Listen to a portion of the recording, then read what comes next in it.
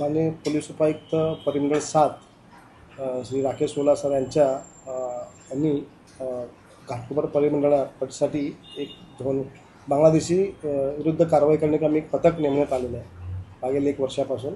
तर त्या पथकाअंतर्गत आम्ही काम करत असताना आम्हाला गुप्त बातम्यात माहिती मिळाली की काही बांगलादेशी घाटकोपर परिसरात येत आहेत स्टेशन किंवा या तिथून आम्ही 3 बांगलादेशी महिलांना चौकशी कामी ताब्यात घेतले बातमीदारांच्या खबरीनुसार।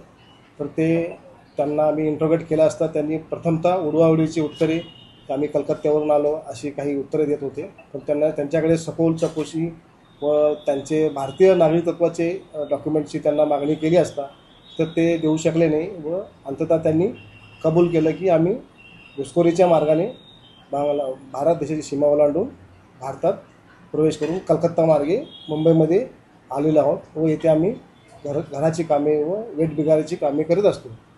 त्यांच्याकडे अजून त्यांचे कोण नातेवाईक आहेत याबाबत आमच्या पथकातील सपोनी राठोड व पथक असे आम्ही त्यांच्याकडे सखोल चौकशी केली असता त्यांनी सांगितले की आमचे अजून नातेवाईक नवी मुंबई परिसरात राहत आहेत, कोपरखैरणे विभाग, नेरूळ विभाग इथे राहत असे त्यांनी माहिती दिल्याने त्यांचा देखील आम्ही त्या ठिकाणी जाऊन शोध घेतला असता। तर तिथं आणखीन तिथे आम्हाला 7 ते 8 महिला व 2 मुले मिळून आल्याने त्यांना आम्ही ताब्यात घेऊन चौकशी कामी आले असतात ते सुद्धा बांगलादेशी असल्याचे निष्पन्न झाल्याने टोटल किती लोक आहेत?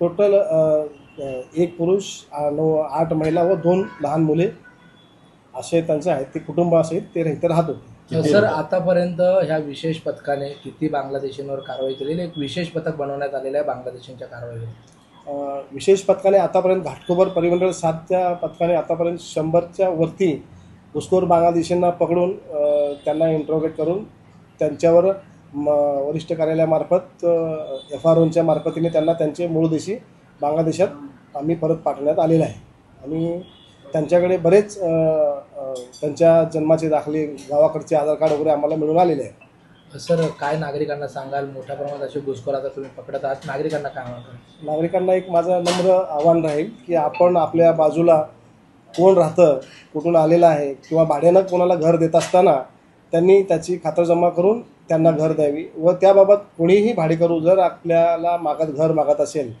तर तो पूर्वी कुठे राहत होता याबाबत देखील त्याच्याकडे चौकशी करून आणि पोलीस ठाणेच त्याबाबत अवगत करावे। त्याप्रमाणे एक पद्धतसुद्धा आपल्याकडे आहे की पोलीस ठाणेच त्याची माहिती C फॉर्ममध्ये भरून देत असतो आपण।